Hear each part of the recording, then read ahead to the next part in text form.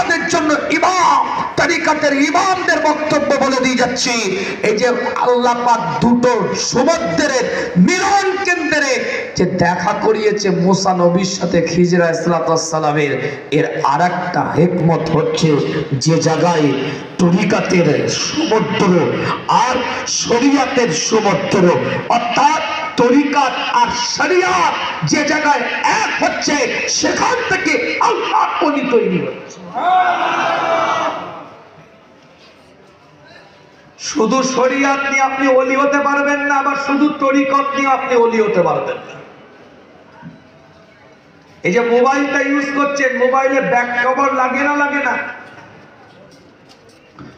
সামনের screen protector লাগে না? লাগে না?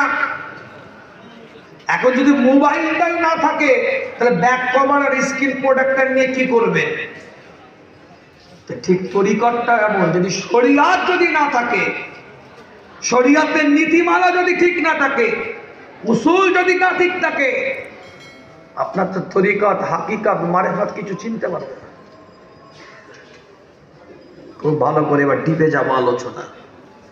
যেই জায়গায় শরিয়ত আর তরিকত এক জায়গায় হচ্ছে সেখান থেকে আল্লাহর ওলি তৈরি হচ্ছে। মাজমা আল বাহরাইন, জোরে বলেন। দ্বিতীয় নম্বর 61 নম্বর আয়াতে রান্না করা মরা ভাজা পাকানো মাছ জিন্দা হয়ে গেছে। কোরআন বলছে কি করে? আল্লাহ এই পরিচয়টা কেন দিলেন? যেখানে খিজির আলাইহিস সালাম ছিলেন সেখানে রান্না করা মরা ভাজা মাছটা জিন্দা হয়ে গেছে। খিজিরকে দেখেনি, খিজির আলাইহিস সালাম পানি পড়াও দেয়নি, ফুঁকও দেয়নি, আল্লাহ এমনি জিন্দা করে দিয়েছে। এর দ্বারাই আল্লাহ আর একটা জিনিস পৃথিবীর মানুষকে জানিয়ে দিচ্ছে, যে জায়গায় আল্লাহর ওলিরা থাকে সেখানে গেলে কিছু জিনিস জিন্দা হয়। সুবহানাল্লাহ। মরা মাছকে জিন্দা করে আল্লাহ পৃথিবীর মানুষের কাছে নিদর্শন করছে। যেখানে আল্লাহর ওলিরা থাকে, ওয়ারকাউ রাকিইনরা থাকে, ইবাদুল্লাহিস সালিহিনরা থাকে, ওয়ালিয়াম মুর্শিদারা থাকে, নেককার পরেজগার দিনদার আল্লাহওয়ালা মানুষরা যে জায়গায় থাকে সে জায়গায় কিছু জিনিস জিন্দা হয়। এই জিন্দা মরা মাছকে জিন্দা করে পৃথিবীর মানুষের কাছে কোরআনে কোট করে জানিয়ে দিচ্ছে, বান্দা, পৃথিবীর মানুষ যদি মরা দিলগুলো নিয়ে নেককার বান্দাদের কাছে যায়, ওই মরা দিলগুলো আল্লাহর ওলিদের সোহবতে জিন্দা হয়েছে না হয়নি জিন্দা? ওদিকে যাবো না, আমি একটা একটা করে দলিল দিয়ে যাচ্ছি, শুধু আপনাদের বুঝে যান। বুঝতে না পারলে প্রশ্ন করবেন। ভাষা বোঝা যাচ্ছে তো নাকি? এটা নিট ক্লিন বাংলা বলছি একদম। অন্য ভাষা জড়িয়ে দাঁড়িয়ে বলা যায় কিন্তু দরকার নেই। আপনারা বাংলা বুঝেন যখন, আমি বাংলা পদে বুঝাই, আর আমি বাংলা যখন বলতে পারি। হাজারো ভাষা বলিয়ে সরলভাবে মানুষকে বোঝানোর দরকার। আমি যে ভাষা জানি এটা তো বোঝানোর দরকার নেই মানুষকে। আপনার এসছেন বুঝতে, আমি এসছি বুঝাতে। যেটাই আপনি বুঝবেন সেটাই আমাকে বোঝাতে হবে। আমার কথা অসুবিধা হচ্ছে নাকি আপনাদের? তাহলে এক নাম্বার, নবীকে ওলির দরবারে আল্লাহ নিয়ে গেলেন। দ্বিতীয় নাম্বার, মরা জিনিসকে জিন্দা করে আল্লাহ জানিয়ে দিলেন পৃথিবীর মানুষকে যে ওলিদের দরবারে গেলে কিছু জিনিস জিন্দা হয়। সে জিন্দা কি হয়? অন্তরে যে মরা কলমগুলো ওলিদের সোহবতে বসে বসে তাদের চেহারা থেকে জিকির আজকার মুরাকাবা মুশাহিদা তাজকিয়া নফস করে শরিয়তের পাবন্দী হয়ে তরিকাতের সবকাদি নিয়ে জীবনটাকে সুন্নাত ভিত্তিক তৈরি করে এক একটা কলম আল্লাহ জারি করে দেয়। কত সুন্দর! আমরা সবাই জানি, আমি আসহাবে কাফ, সূরা কাফের উপরে আলোচনা করছি। আমরা জানি আসহাবে কাফের একটা কুকুর ছিল না? অনেক বড় ইবারত, আমি ওদিকে আয়াতে যাব না, এদিকে আয়াত পড়ে আছে, ব্যাখ্যা দিতে হবে। তো 7টা যুবক ছেলে যখন নির্জনে গিয়ে ইবাদত করবে, একগ্রতা, রবকে ডাকবে, কনসেন্ট্রেশন তৈরি করার জন্য, তৎকালীন যুগেও বাদশার পক্ষ থেকে, তৎকালীন যুগে শাসকের পক্ষ থেকে রায় হলো অবাধে আল্লাহকে স্মরণ করা যাবে না, একত্ববাদে জিকির করা যাবে না। এই 7টা যুবক ছেলে লুকিয়ে গেল গুহাতে। লুকিয়ে যাওয়ার জন্য যাচ্ছিল, একটা কিতমির নামক কুকুর পিছনে পিছনে যাচ্ছিল। হ্যাঁ, কোরআন বলছি, কোনো ছোটি কেতাবের গল্প। আল্লাহ নবী, আল্লাহ রাসূল সাহাবায়ে কেরাম হুজুরদের সাথে আলাপ আলোচনা করে, সাহাবায়ে কেরাম হুজুরদের সাথে কথাবার্তা বলতে থাকে। আল্লাহ নবী নবী মুহাম্মদুর রাসূলুল্লাহ সাল্লাল্লাহু আলাইহি ওয়াসাল্লামের উপরে এক একটা কোরআনের আয়াতকে আল্লাহ পাক নাযিল করে দিতে থাকে। ছোট্ট ছোট্ট করে বলি আপনাদের খেদমতে, হুজুরের উপরে, তাজদারে হারামের উপরে, মদিনার দুলালের উপরে এক একটা ইবারতকে আল্লাহ পাক নাযিল করতে থাকে। ছোট্ট করে বলে দিয়ে যায়, কিতাবের রিওয়ায়াতের মধ্যে পাওয়া যায় আসহাবের 7টা সাহাবে কাফের 7টা যুবক ছেলের সাথে কিতমির নামক কুকুরটা যখন পিছনে পিছনে হেঁটে হেঁটে যাচ্ছে, আসহাবে কাফের 7টা যুবক ছেলে বলতে থাকে, তুই তো ভুগবি, তুই তো আওয়াজ করবি। তাড়িয়ে দিচ্ছে তাকে যে নির্জনে আমরা ইবাদত করব, নির্জনে আল্লাহকে ডাকবো, নির্জনে আমরা উপাসনা করব, নির্জনে আমরা বান্দেগি করব, নির্জনে আমরা খোদাকে ডাকবো, নির্জনে আমরা মাওলাকে ডাকবো, একগ্রতা তৈরি করব, কনসেন্ট্রেশন তৈরি করব, রমেশ জিকিরের মাধ্যম দিয়ে জীবনটাকে তৈরি করব। তাই গুহার দিকে আগিয়ে যাচ্ছিল, কিন্তু কুকুরটাও পিছনে পিছনে যাচ্ছিল। কুকুরও তাদের সঙ্গী হতে চেয়েছিল, কিতমির নামক কুকুরটাকে তারা তাড়িয়ে দিচ্ছিল, হাঁটিয়ে দিচ্ছিল। কুকুর আল্লাহর দিকে লক্ষ্য করে বলে, আল্লাহ আমার জবানটা খুলে দাও, আমি একটু তাদের সাথে কথা বলতে চাই। আল্লাহ দোয়াটাকে কবুল করলেন। কিতমির নামক কুকুরটা আমার ওই জবানটাকে আমার আল্লাহ খুলে দিলেন। জোরে বলবে সুবহানাল্লাহ। কুকুরটা আল্লাহর ওলিদের দিকে তাকিয়ে বলে, আমিও আপনাদের সাথে থাকতে চাই। তাফসীর, আমিও আপনাদের সহবতে থাকতে চাই। আল্লাহর ওলিরা কুকুরের দিকে লক্ষ্য করে বলতে থাকে, তুই তো আওয়াজ করবি, তুই তো চিৎকার দিবি, তোর তো চরিত্র ভোকা না, চিৎকার করা তোর চরিত্র। সঙ্গে সঙ্গে রবের দিকে তাকিয়ে কুকুর আওয়াজ দিয়ে বলতে থাকে, আল্লাহ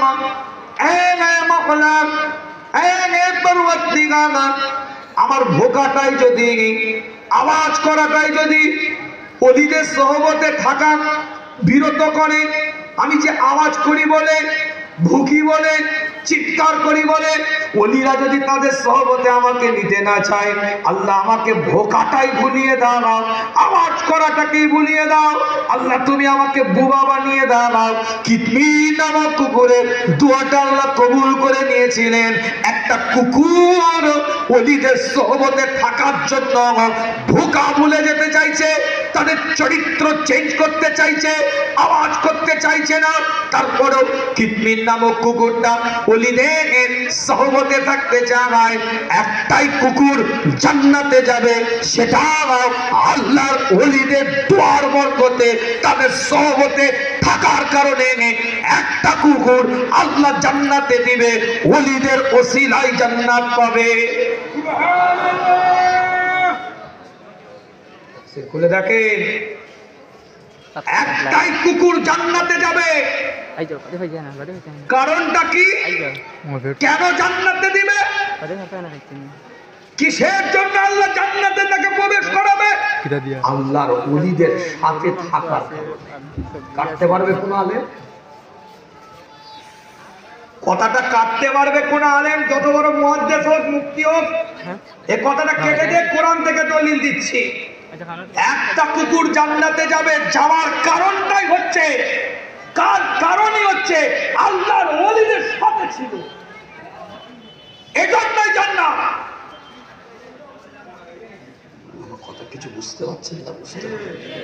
একটা কুকুর যদি, ভালো করে বুঝবে, কাল কিয়ামতের ময়দানে আল্লাহর ওলিদের সাথে থাকার কারণে, নেককার বান্দাদের সাথে থাকার কারণে, ইবাদিল্লাহিস সালিহিনদের সাথে থাকার কারণে, ওয়ারকাউ মা'আর রাকিঈনদের সাথে থাকার কারণে, আল্লাহর নৈকট্য অর্জনকারী ব্যক্তিদের সাথে থাকার কারণে একটা কুকুর যদি জান্নাতে যাওয়ার দাবি রাখে, মনে রাখবেন, লাকাদ খালাকনাল ইনসানা ফি আহসানি তাকওয়িম, উত্তম পরিকাঠামোর দ্বারাই আল্লাহ আপনাকে আমাকে তৈরি করেছে।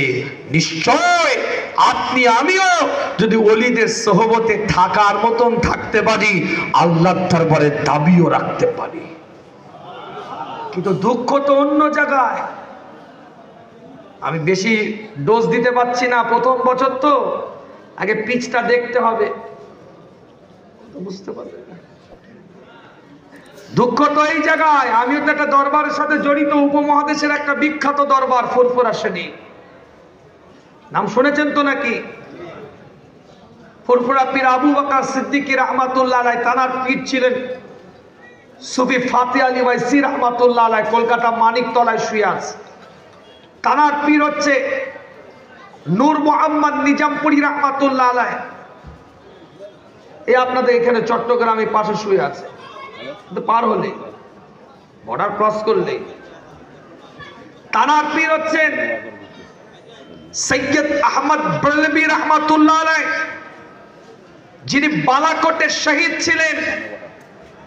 ইতিহাস সাক্ষী দিচ্ছে 1757 খ্রিস্টাব্দে এই ভারতবর্ষকে ব্রিটিশরা শাসন করেছে। সেই সময় থেকে 190 বছর ব্রিটিশ শাসিত ভারতবর্ষ, পরাধীনতার জীবন, গণতন্ত্র নাই, স্বাধীনতা নাই, নিজের মাতৃভূমিতে শ্রমিকের মতন থাকতে হয়েছে। 190 বছর ব্রিটিশ শাসিত ভারতবর্ষে ব্রিটিশদের বিরুদ্ধে যদি কেউ কথা বলে, কোন স্কুল পড়ুয়া ছেলে নয়, কোন কলেজ পড়ুয়া ছেলে নয়, কোন ইউনিভার্সিটি পড়ুয়া ছেলে নয়, কোন ডাক্তার ব্যারিস্টার উকিল নয়, সর্বপ্রথম এই ভারতবর্ষকে স্বাধীনতার পিছনে ব্রিটিশদের বেড়াজাল থেকে স্বাধীন করার জন্য, স্বাধীনতার তাগিদে পরাধীনতার জীবনকে থেকে বেঁচে থাকার জন্য যিনি প্রতিবাদ করেছিলেন, সর্বপ্রথম বালাকোটের বুকে শহীদ হয়েছেন, তিনি হচ্ছেন সৈয়দ আহমদ বরেলভী রাহমাতুল্লাহ আলাইহি। তার পাশে যারা ছিল, কোন কলেজ পড়া, ইউনিভার্সিটি পড়ুয়া কোন সন্তান ছেলে নয়, অ্যাডভোকেট কলেজের আপনার কি বলে প্রফেসর নয়, একদল টুপিওয়ালা, দাড়িওয়ালা, জুব্বাওয়ালা, পাগড়িওয়ালা, আজকানওয়ালা, আলখাল্লাওয়ালা, নামাজি, পরেজগার, মাদ্রাসার ছাত্র, তারাই সর্বপ্রথম ব্রিটিশদের বিরুদ্ধে লড়াই করেছে। ইতিহাস খুলে দেখে। তা আমিও তো একটা দরবারের সাথে জড়িত আছে, আমার তো কিছু অভিজ্ঞতা আছে। মুরিদ বলে দাবি করলে হবে না, আমি যেটা বলতে গিয়ে কথাটা বলছি আপনাদের। অনেক সময় আমরা মুরিদ বলে দাবি করি, কিন্তু 50 বছর পীরের দরবারে যাওয়ার পরে কুকুর অলিদের সাথে থাকার জন্য নিজের ভোকা ভুলে যেতে চাইলো। 50 বছর অলির দরবারে যাওয়ার পরে এখনো গীবত ছাড়তে পারলো না, এখনো পরচর্চা ছাড়তে পারলো না, এখনো পরনিন্দা ছাড়তে পারলো না, এখনো দাড়িটা একটু বড় হলো না, এখনো সুন্নতের পাবন্দি পেল না, নামাজে 5 ওয়াক্ত জামাত মসজিদের জীবন মুখ করতে পারলো না। কথা ঠিক বলছি না? তাহলে কিসের সহবত ভাই? নীতিমালা তৈরি করে। আমি আলোচনা বিস্তারিত জায়গায় যেতে পারছি না, খুব সংক্ষেপের মধ্যে কথাগুলো বলছি আপনাদেরকে। তাহলে আমার আলোচনায় বুঝে নেবার, মূল পয়েন্টে আসি এবার। তাহলে ওলিদের দরবারে যাওয়া ইবাদত। আসেন একটা ছোট করি আলোচনাটাকে। ওলিদের সোহবতে যাওয়া ইবাদত। যাদের থেকে শিক্ষা নিয়েছি, কোরআন শিক্ষা আমাদেরকে দিয়েছে। দ্বিতীয় নাম্বার, ওলিদের দরবারে গেলে মুর্দা কালগুলো জিন্দা হয়, পরচর্চা মুক্ত, পরনিন্দা মুক্ত, গীবত মুক্ত, হিংসা মুক্ত, লোভ মুক্ত একটা সফটওয়্যার ডাউনলোড করা যায়। তৃতীয় নাম্বার, আর একটা সব থেকে বড় বিষয়, আল্লাহর ওলিদের সোহবতে গেলে ইলমে লাদুন্নির ফায়েজ পাওয়া যায়। ইলমে লাদুন্নির ফায়েজের আলোচনা করতে গেলে বহু দলিল আদিল্লা আনতে হবে। আমি ওদিকে যাব না, সংক্ষেপ শুধু একটা কথা বলে দিই আপনাদের খেদমতে। সূরাতুল হাদীদ কোরআন শরীফ আমার আল্লাহ পাক জানিয়ে দিচ্ছে 57 নম্বর সূরার 12 নম্বর আয়াতের মধ্যে, কাল কিয়ামতের ময়দানে, কাল হাসরের ময়দানে আমার রাসূল দাঁড়িয়ে থাকবে, হুজুরের সামনে সব চিত্রটা আল্লাহ এনে দেবে।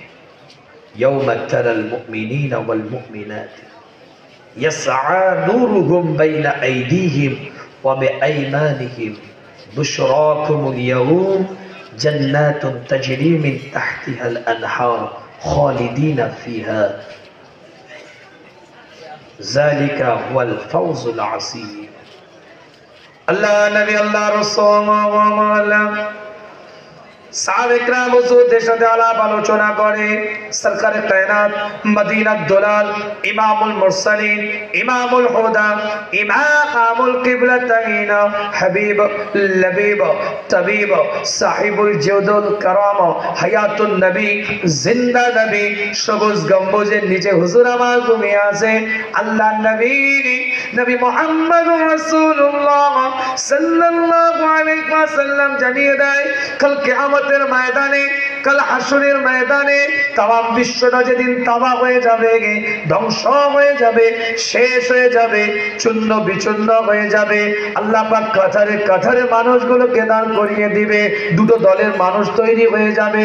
এক আল্লাহর নবী আল্লাহর রাসূলকে আল্লাহ পাক মাকামে মাহমুদ নামক একটা সিংহাসন আল্লাহ পাক দান করে দিবে। জোরে বলবেন। আল্লাহ নিজেই কোরআনের মধ্যে বলছে, ওয়াদ-দুহা ওয়াল-লাইলি ইজা সাজা মা ওয়াদ্দাআকা রাব্বুকা ওয়া মা ক্বালা ওয়ালাল আখিরাতু খায়রুল লাকা মিনাল উলা ওয়ালাসাওফা ইউতিকা রাব্বুকা ফাতারদা। নবী রাসূল মুস্তাফা তাজদার হারাম, আপনাকে দুনিয়াতে যে আমি মাকাম দিয়েছি তার থেকে আলা মাকাম আখিরাতে আপনাকে দান করব। খুব সংক্ষেপ বোঝাবার জন্য বলি, এই 5টা সারাংশ আয়াত, একটা আয়াত দিয়ে একটু বুঝিয়ে দিই ছোট্ট ছোট্ট করে বোঝানোর জন্য, যেহেতু সময় স্বল্পতা।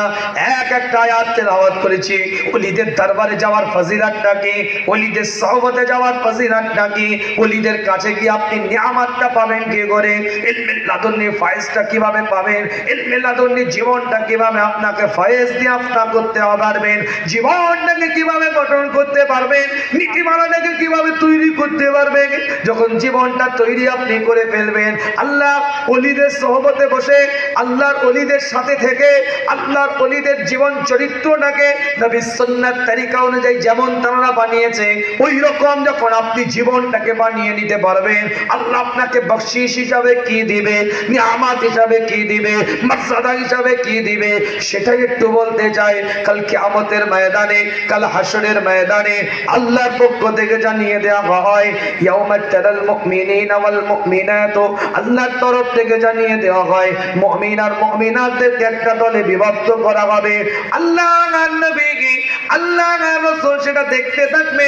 মুমিন মুমিনাতদেরকে আল্লাহ পাক জানিয়ে দিবে, ইয়াসআ নূরুহুম বাইনা আইদিহিম ওয়া বিআইমানিহিম, আল্লাহর পক্ষ থেকে তাদেরকে দুটো নূর, দুটো আলো, দুটো জ্যোতি দেওয়া হবে। একটা নূর তাদের সামনের দিকে চমকাবে, আর একটা নূর তাদের ডান দিকে চমকাতে থাকবে। এই দুটো নূর, দুটো আলো, দুটো জ্যোতি তাদের চমকাতে থাকবে। আল্লাহ জানিয়ে দেয়, এই দুটো নূর আলো নিয়ে তারা দৌড়াবে, তাদের পরিবারের কাছে যাবে। শুধু দৌড়ে যাবে এটা নয়, রবের পক্ষ থেকে সুসংবাদ পেয়ে যাবে। বুশরাকুমুল ইয়াউম, আল্লাহ পাক জানিয়ে দেবে, বান্দা আমি আল্লাহ তোমাদের জন্য সুসংবাদ দিয়ে দিলাম, জান্নাতুন তাজরি মিন তাহতিহাল আনহার খালিদিনা ফিহা, আমি আল্লাহ তোমাদের জন্য একটা চিরস্থায়ী নহর প্রবাহিত জান্নাত আমি আল্লাহ তোমাদের জন্য তৈরি করে তোমাদেরকে দিয়ে দিলাম। শুধু তাই নয়, পরিষ্কার কোরআন জানিয়ে দেয় নাই, যালিকা ওয়াল ফাওজুল আযীম, আর এটাই প্রকৃত সফলতা। আরে তাকবীর, নারে তাকবীর, আল কোরআনের আলেম, আল হাদিসের আলেম, মীরাবাড়ি জামিউল ফুরকানিয়া টাইটেল মাদ্রাসা করে বুঝবেন, টাকা আছে, বাড়ি আছে, অর্থ আছে, সম্পদ আছে, ব্যাংক ব্যালেন্স আছে, সুন্দরী বউ আছে, 3টে ছেলে, 3জন চাকরিজীবী, 4টে জামাই, 4টে ব্যবসাদার, ক্ষমতা আছে, পাওয়ার আছে, আধিপত্য আছে, স্ট্যাটাস আছে, লোকবল আছে, জনবল আছে, অর্থবল আছে, সম্পদের বল আছে, না, আপনার এটা প্রকৃত সফলতা নয়। আল্লাহ কোরআনের মধ্যে বলছে প্রকৃত সফলতা কি, প্রকৃত সাকসেস কি, প্রকৃত উত্তীর্ণ কি, যালিকা ওয়াল ফাউজুল আযীম, যেদিন তোমার হাতে দুটো আলো থাকবে, নূর থাকবে, জ্যোতি থাকবে, তোমার জন্য আল্লাহ চিরস্থায়ী জান্নাত বরাদ্দ করে দিবে, রবের পক্ষ থেকে ফয়সালা হয়ে যাবে, তুমি জান্নাতি, তুমি জান্নাতি, তুমি জান্নাতি। সেই দিনটা তোমার জন্য প্রকৃত সফলতার দিন। আর সেই সার্টিফিকেটটা পেতে গেলে ভালো মানুষদের কাছে যেতে হবে, ভালো মানুষদের সোহবতে বসতে হবে। এতগুলো কথার মধ্যে এটাই বলতে চাইছি আপনাদের। অন্য আয়াত খুলে দেখেন, সূরাতুল আহজাব খুলে দেখেন, 33 নম্বর সূরা 70 নম্বর আয়াতের মধ্যে আল্লাহ বলছেন, ইয়া আইয়ুহাল্লাযীনা আমানুত্তাকুল্লাহ ওয়া কুলু কাওলান সাদীদা, হে ঈমানদারেরা তোমরা আল্লাহকে ভয় করো, ওয়া কুলু কাওলান সাদীদা, সত্য কথা বলো, সত্য কথাটা সমাজের মুখে প্রতিষ্ঠিত করো। ক্ষমতা আছে, পাওয়ার আছে, আধিপত্য আছে, লোকবল আছে, জনবল আছে, সম্পদের বল আছে, ব্যাকিং আছে পিছন দিক থেকে। আপনি আমি জানি এটা অপরাধ তার, তারপরেও চোখে দেখেও না দেখার ভান করছি, যেহেতু ওখানে ও কথা বলতে গেলে মুশকিল আছে। ইসলাম প্রকৃত মুমিনের খাতায় নামটা লিখবে না। অকুলু কাওলান সাদীদা, সত্য কথা বলতে হবে।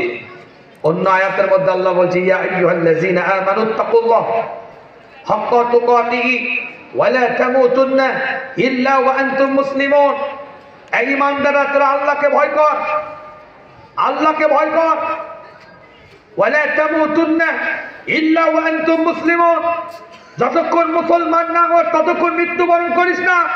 এই যে আল্লাহর ভয় ডর শিখবেন কোথা থেকে? এর ইউনিভার্সিটিটা হচ্ছে, এর ইউনিভার্সিটি হচ্ছে আল্লাহর ওলিদের দরবার। সেখানে গিয়ে আল্লাহর ভয় ডরটা কি এটা আপনার কলিজার মধ্যে তৈরি হবে।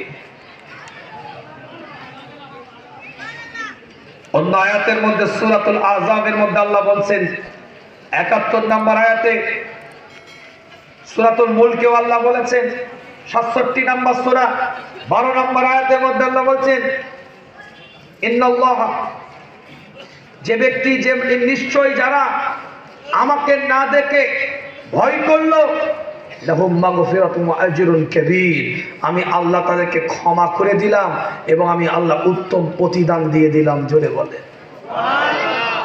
সূরাতুল আহজাবের 71 নম্বর আয়াত আল্লাহ বলছেন পরিষ্কার করে, ইউসলিহ লাকুম আমালাকুম ওয়া ইয়াগফির লাকুম যুনুবাকুম ওয়া মান ইউতি